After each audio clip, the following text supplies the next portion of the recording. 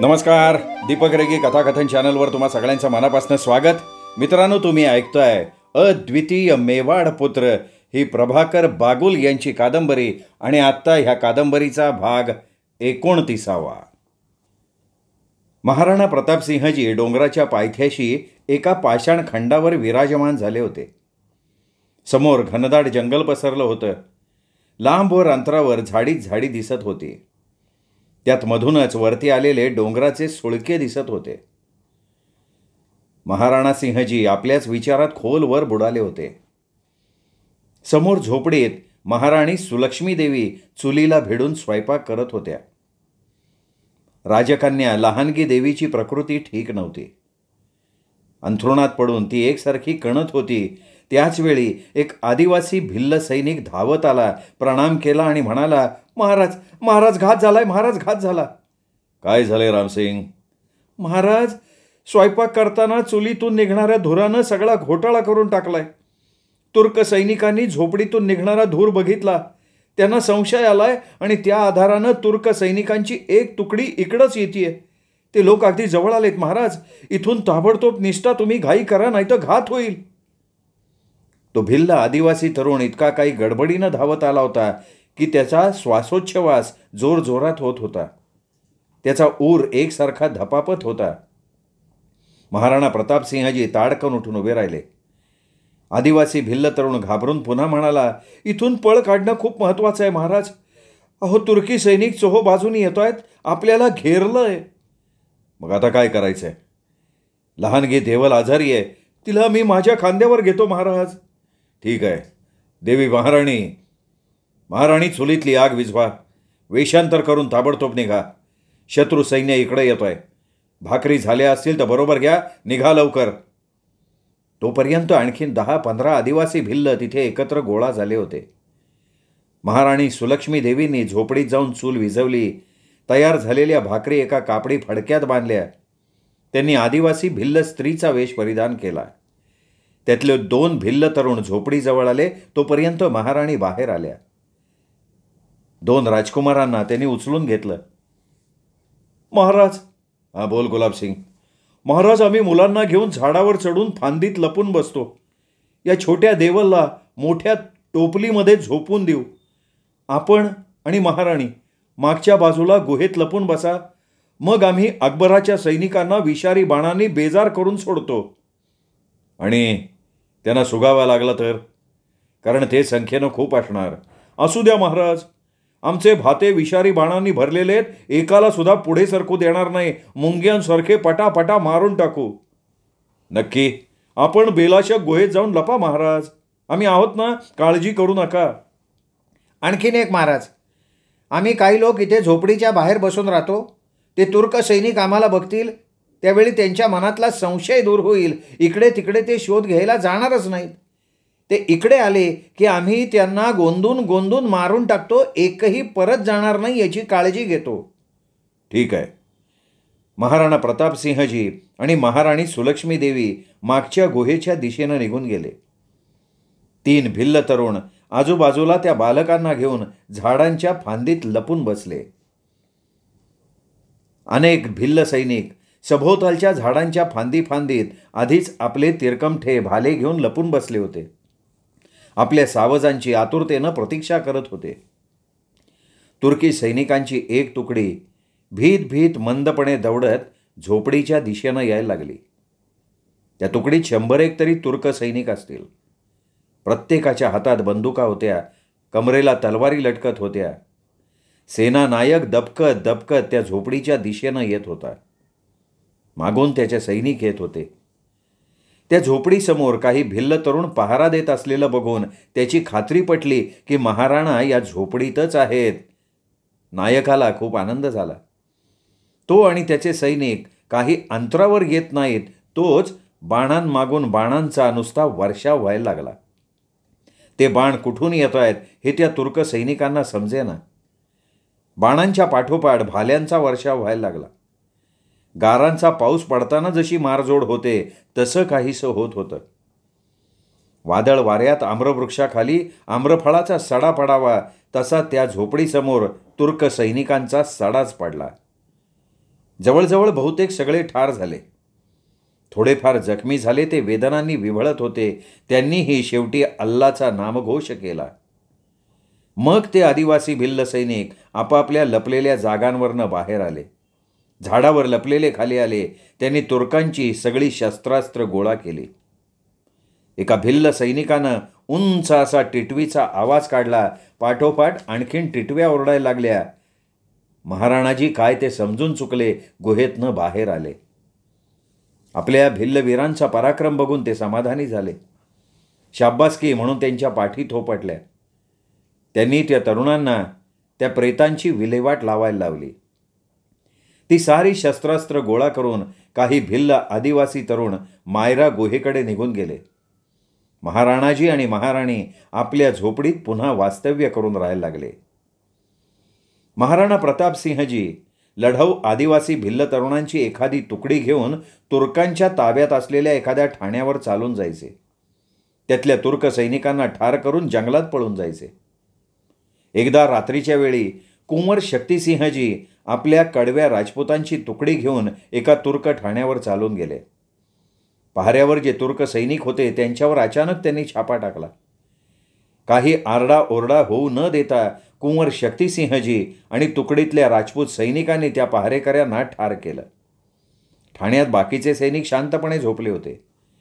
कुंवर शक्तिसिंहजी आपल्या सैनिकांबरोबर हातात नागव्या तलवारी घेऊन बेधडकपणे ठाण्यात शिरले. त्यांनी आपल्या तलवारी चालवायला प्रारंभ केला.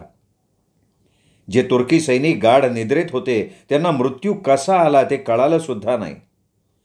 मृत्यू फक्त थया थया नाचत होता. ठाणेदार तलवारींच्या खणखणाटानं जागा झाला.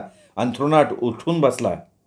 मृत्यूचं ते तांडव नृत्य बघून ठाणेदार एकदम भयभीत झाला. गडबडीनं पळायला लागला. कुंवर शक्तिसिंहजींच्या ते लक्षात येताच त्यांनी ठाणेदाराचा पाठलाग केला. एका घावात त्याचं मुंडकं धडा वेगळं केलं. त्या ठाण्यावर 300 तुर्क सैनिक होते. सगळे निद्रेत ठार करून यमसदनाला रवाना केले. ते ठाणं महाराणा प्रतापसिंहजींच्या ताब्यात आलं. महाराणा प्रतापसिंहजींनी कुंवर शक्तिसिंह आणि त्या कडवट राजपुतांच्या पराक्रमाचं कौतुक करून त्यांना योग्य ती बक्षीसही दिली. महाराणा प्रतापसिंहजी आता नव्या उमेदीनं देशकार्याला लागले होते. कुंवर शक्तिसिंहजी त्यांना उत्तम साथ देत होते. कुंवर अमरसिंग आता हाताशी आले होते. त्यामुळे महाराणाजींच्या ध्येयाला महत्वाकांक्षेला पंख फुटले होते. अजमेरचा सुभेदार रुस्तुम खान निधन पावला होता. ती जागा रिक्त झाली होती. अकबरानं खोलवर विचार करून तिथे बैराम खानचा पुत्र अब्दुल रहीम उर्फ खान खामा याची अजमेरचा सुभेदार म्हणून नेमणूक केली. खान खामाची अजमेरच्या सुभेदारपदी नेमणूक होताच त्यांनी मेवाड मुलखाकडे लक्ष द्यायला सुरुवात केली. मेवाड देश अकबराचं मुख्य दुखणं होतं. आपण अकबराच्या या जिव्हाळ्याच्या प्रश्नाला पहिल्यांदा हात घातला तर अकबर आपल्यावर जास्त प्रसन्न होईल असा खानखामाचा कयास होता. अजमेरची सुभेदारी मेवाडच्या दृष्टीनं महत्त्वाची होती. कारण सध्या तुर्कांच्या ताब्यात मेवाडचा जो भाग होता त्याचा राज्यकारभार मेवाडमधनं चालत असे. म्हणूनच अजमेरच्या सुभेदाराचं महत्त्व जास्त होतं. विशेष म्हणजे सुभेदार खानखा शहाबाज खाँबरोबर मेवाडच्या मोहिमेवर जाऊन आला होता. त्यामुळे त्याला मेवाडचा बराच अनुभव होता. मेवाडची त्याला बरीच ओळख झालेली होती. पहाडी मुलखातनं त्यांनी बरीच भटकंती केली होती आणि ह्या सगळ्या बाबींचा विचार करून अकबरानं त्याला सुभेदार म्हणून नेमलं होतं. अकबर बादशाह महाराणाजींच्या मागे का लागलाय हेच कोणाच्या लक्षात येत नव्हतं. 4 वेळा आक्रमण करून सुद्धा महाराणाजी हाती सापडले नव्हते. ते युद्धात ठारही झाले नव्हते. ही अकबराची फार मोठी खंत होती. आपल्या प्रतिष्ठेला लागलेला हा कलंक आहे असं अकबराला सतत वाटत असे. अकबर बादशहाचं आपल्याकडे पूर्ण लक्ष आहे. आपल्याकडून त्याच्या काय अपेक्षा आहेत हे खानखांच्या लक्षात आलं होतं. त्या दृष्टीनं तो आपल्या कार्याला लागला होता. त्यानं सगळ्यात आधी मैदानी भागात असलेल्या तुर्की ठाण्यांवर जास्त बंदोबस्त करून टाकला. आपण मेवाड मुलूक आणि प्रतापसिंगाचा निश्चित बंदोबस्त करू असं त्याला वाटायला लागलं होतं. त्यामुळे तो मोठ्या उत्साहानं आपल्या कार्याला लागला होता. त्याच्या हालचालींना गती आली होती. अकबरानं नेहमीप्रमाणे त्याच्या हाताखाली अफाट फौज आणि भरपूर द्रव्य देऊन त्याला मेवाडच्या मोहिमेवर रवाना केलं. सुभेदार खानानं आपली अफाट फौज घेऊन मेवाड देशाकडे कूच केलं. अजमेरहून बेसेरपूर इथे तो आला. त्याच्याबरोबर त्याचा सगळा परिवार होता. बेसेरपूरला त्यांनी आपल्या छावणीचा तळ दिला. डेरा उभारला गेला. फौजेनं आपापले तंबू उभारले आणि खान आपल्या युद्धतंत्राची आखणी करायला लागला. सुभेदार खाना अजमेरहून निघून त्यांनी आपला छावणीचा तळ बेसेरपूर इथं दिला आहे ही खबर एका विश्वासू गुप्तचरानं कुंवर अमरसिंहजींना ताबडतोब दिली. कुंवर अमरसिंहजींनी आपल्या सैन्याला सावधगिरीच्या सूचना दिल्या. सुभेदार खानानं आपला परिवार बेसेरपूर इथल्या छावणीवर ठेवला. छावणीच्या रक्षणासाठी फौज ठेवली आणि बाकीची फौज बरोबर घेऊन तो महाराणा प्रतापसिंहजींच्या शोधासाठी निघाला. खाना आपल्या शोधात आहे ही खबर कानावर पडताच महाराणाजी ढोलन ग्रामाकडे निघून गेले. मग मात्र कुंवर अमरसिंहजींनी आणि कुंवर शक्तिसिंहजींनी एक अफलातून योजना आखली.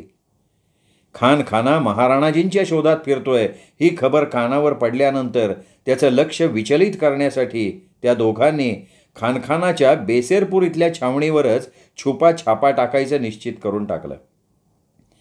खानाच्या छावणीवर हल्ला होईल याची कुणाला काही कल्पना नव्हती. ती योजना अतिशय गुप्त ठेवण्यात आली. दुसऱ्याच दिवशी कुंवर अमरसिंहजी आणि कुंवर शक्तिसिंहजी यांनी सकाळी 500 कडव्या राजपुतांची निवड केली. ते खूप चिवट, धाडसी आणि वाघाच्या जबरीचे होते. अग्निकुंडात उडी घेणारे होते. हळदी घाटीच्या युद्धभूमीवरून त्यांनी अतुलनीय पराक्रम गाजवले होते. तुर्क सैनिकांचा त्यांनी भरपूर समाचार घेतला होता. त्या सैन्याला नको करून सोडलं होतं. कुंवर अमरसिंहजींनी आपल्या 5 राजपूत सैनिकांना पत्र्याचे 5 डबे सोबत घ्यायला आवर्जून सांगितलं. तसंच प्रत्येकाला एक दोरखंड सोबत घ्यायला सांगितला. दोरखंड कशासाठी हवा हे काही त्या राजपूत वीरांना कळलं नाही. कुंवर अमरसिंहजी आणि कुंवर शक्तिसिंहजी यांच्याबरोबर ती तुकडी दुपारी बेसेरपूरकडे निघाली. शत्रूच्या ध्यानी येऊ नये म्हणून ती तुकडी गुप्तवाटेनं निघाली. या कानाची वार्ता त्या कानाला लागू दिली नाही. त्यांनी छावणीपासनं अलीकडे 2 कोसांवर दाट जंगलात आश्रय घेतला. लपून राहिले. दिवस अस्ताला जायची प्रतीक्षा करायला लागले. दिवस एकदाचा अस्ताला गेला. सगळीकडे अंधार पसरू लागला. अंधाराचा आश्रय घेत ते छावणीच्या दक्षिण बाजूला असलेल्या उंच दरडीत लपून बसले. तिथून छावणीतल्या सगळ्या हालचाली नजरेच्या टप्प्यात येत होत्या. ते मात्र कोणाला दिसत नव्हते. बाजूनं एक पाण्याचा ओहोळ वाहत होता.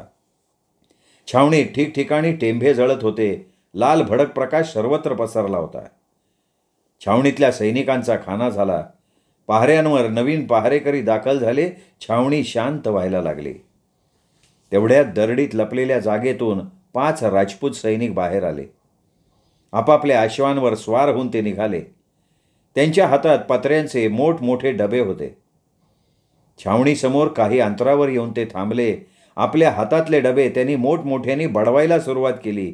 सगळा आसमंत गजबजून गेला. छावणी गजबजून गेली. आपल्या हातातले पत्र्यांचे डबे बडवता ते राजपूत वीर घोषणा द्यायला लागले. महाराणा प्रताप सिंग की जय हो, जय मेवाड देश, जय मातृभूमी, जय जय भगवान एकलिंगजी. पत्र्यांचे डबे बडवले जात होते. घोषणा आकाशाला भिडत होत्या. छावणीला जाग येत होती. तो गहजब बघून तुर्की सैनिक चक्रावून गेले. हे एक उघड आव्हान होतं. हे आव्हान बघून तुर्की सैनिक भयभीत झाले. छावणीच्या सेनाधिकाऱ्यानं लगेच हुकूम फरमावला, अतिक्रमण. छावणीतले तुर्की सैनिक आपल्या नागव्या तलवारी हातात घेऊन पुढे सरसावत नाहीत. तोच एक टिटवीचा आवाज वातावरणात घुमला. मग अनेक टिटव्या टॅह्या करून मोठमोठ्यानं ओरडायला लागल्या. तुर्की सैनिक अधिकच भांबावून गेले. हा काय भानामतीचा खेळ आहे त्यांच्या लक्षात येईना. त्या सरशी कुंवर अमरसिंहजी आणि कुंवर शक्तिसिंहजी आपल्या नागव्या तलवारी हवेत उंचावून जय जय भगवान एकलिंगजी, जय जय भगवान एकलिंगजीचा नारा देत आपल्या राजपूत सैनिकांबरोबर छावणीवर तुटून पडले. घमासान लढाई सुरू झाली. लांडगे तोड सुरू झाली. राजपुतांचा आवेश असा काही होता की एका घावात तुर्की सैनिकाचं मस्तक धडावेगळं होत होतं.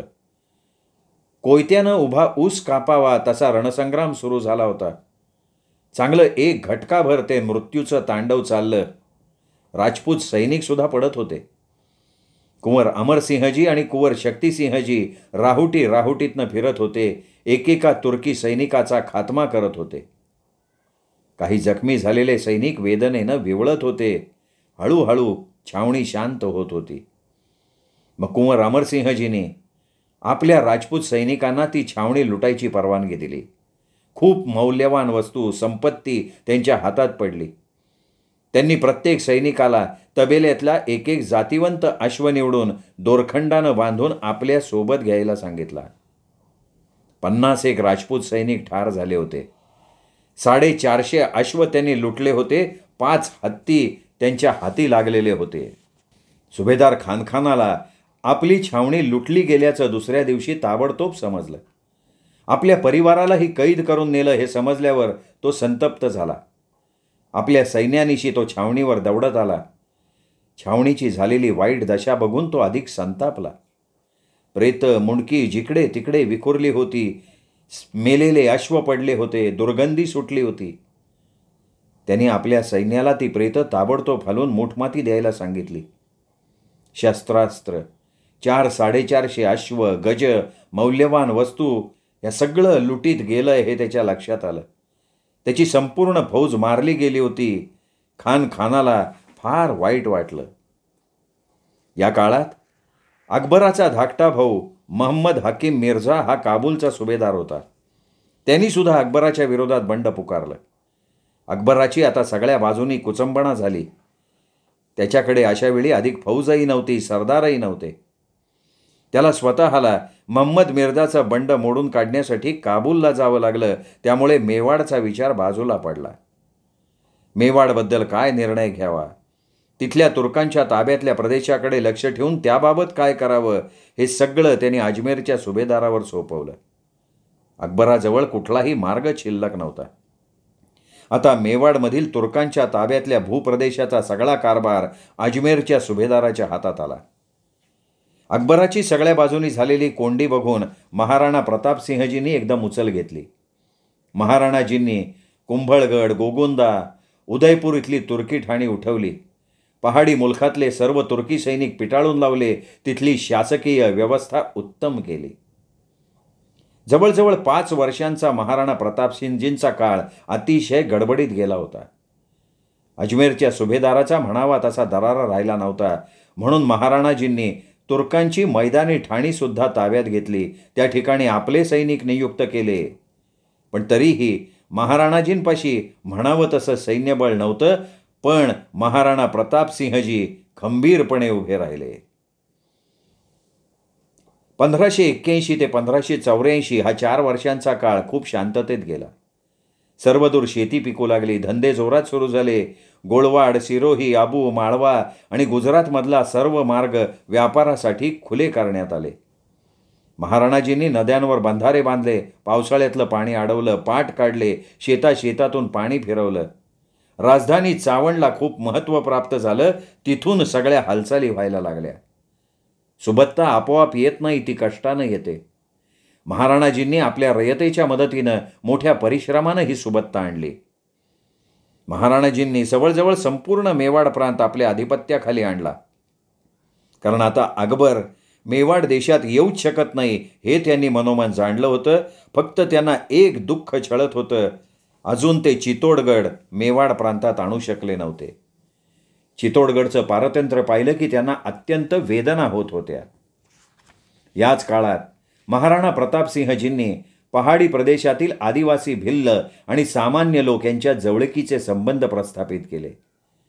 प्रत्येकाच्या सुखदुःखात ते सामील व्हायचे. त्यामुळे महाराणाजींची लोकप्रियता खूप वाढली. जनसंघटन हा त्यांचा सगळ्यात मोठा गुण होता. अकबर काबूलमध्ये होता तरी महाराणाजींची उत्तरोत्तर होणारी प्रगती त्याला कळवली जात होती. त्यामुळे अकबर जास्त चिंताग्रस्त झाला होता. महाराणाजी आणि मेवाडची होणारी भरभराट त्याच्या डोळ्यात सलत होती. मग परत 4 वर्षांनी अकबरानं मेवाडवर आक्रमण करण्याचं निश्चित केलं. अकबराला महाराणा प्रतापसिंहजी फक्त शरणागत म्हणून हवे होते. यश येत नव्हतं म्हणून त्यांनी कुणातरी राजपूत सरदाराला यावेळी मेवाड मोहिमेवर रवाना करण्याचं निश्चित केलं आणि त्याच्या नजरेसमोर आला तो सरदार जगन्नाथ कछवाह. 5 डिसेंबर 1584ला जगन्नाथ सिंग कछवाह आपल्या फौजेसह मेवाड देशाच्या मोहिमेवर निघाला. त्याच्या समवेत अकबरानं बक्षी जाफरबेग आणि सय्यद राजू या 2 सरदारांना दिला. हे दोघे त्याचे सहाय्यक होते, पण मोहिमेची सगळी सूत्र त्याच्या हाती होती. साथीला अफाट फौज आणि अमाप द्रव्य होतं. अकबर आपला कानमंत्र द्यायला विसरला नव्हता. कछवा ज्यावेळी मेवाड मुलखात शिरला तेव्हा महाराणा प्रतापसिंहजी मांडलगडाच्या सभोवतालच्या मुलखात शिरले. आपले सामंत आणि मंत्र्यासह मेवाडच्या विविध समस्यांवर विचारविनिमय करायला लागले. त्यावेळी एक गुप्तचर सभास्थानी आला. त्यांनी कछवाह मेवाड मुलखात शिरल्याची गुप्त खबर दिली. तो गुप्तचर निघून गेला. महाराणाजी आपल्या मंत्र्यांना म्हणाले, अकबराला काही आमचं विस्मरण पडत नाही. भर निद्रेत तो किंचाळून उठत असेल काय माहिती. आपण एका सामर्थ्यशाली बादशहाची झोप उडवू शकतो, यात आपल्या लोकांचं मोठेपण आहे. किती दुराग्रही येतो अकबर. आम्हाला वाटतं हा जगन्नाथ सिंग कछवा इथे येण्याआधी आपण सुरक्षित स्थळी निघून जाणं योग्य आहे. आपण कुठे आहोत त्याला काही पत्ता लागायला नको. आपल्या सगळ्या लोकांना आदेश द्या, सुरक्षित स्थळी निघून जायला सांगा. हा कछवाह राजपूत आम्हा प्रतापांवर काय प्रताप दाखवतो ते बघायचं आहे मला. हे मेवाड मोहिमेवर येणारे अकबराचे सरदार नुसती आपली मिजास मिरवत येतात, स्वतःची फसगत करून घेतात. पण रयतेनं कररूपानं दिलेलं द्रव्य वायफळ खर्च होतं, निरपराध लोक मारले जातात. त्याच्याशी त्यांना काही देणं घेणं नाही. आमच्यावर या अरवली बाबांचा असा काही वरदहस्त आहे की मी म्हणणारा सुद्धा आमच्या केसालाही स्पर्श करू शकत नाही. आता अकबरानं राजपूतांचा परस्पर काटा काढण्यासाठी हा होनहार राजपूत आमच्यावर रवाना केलाय. आपण नेहमीच्या मार्गानं जायचंय. आपल्या सैन्याच्या तुकड्या ठिकठिकाणी या दुर्गम मुलखात पेरून ठेवा. ठिकठिकाणी लपून बसलेले आपले आदिवासी भिल्ल सैनिक सिद्ध आहेत. या राजपूत कछवाला चांगला धडा मिळाला पाहिजे. सर्व मेवाड मान्यवरांनी महाराणाजींना आपल्या स्मितवदनानं मान्यता दिली. महाराणा प्रतापसिंहजीचं सैन्य पहाडी मुलखात निघून गेलं. थोड्याच दिवसात जगन्नाथ कछवा आपल्या फौजेसह मांडलगडला आला. तिथे सगळीकडे शांतता होती. त्यांनी सय्यद राजूला मांडलगडला रक्षणासाठी ठेवलं. मांडलगड सहज त्याच्या ताब्यात आला. शस्त्रांना हातसुद्धा घालावा लागला नव्हता. मांडलगड हा मेवाडमधला महत्त्वाचा किल्ला. सय्यद राजूला तिथे नेमून कछवाह आपल्या सैन्यासह चावंडकडे निघाला.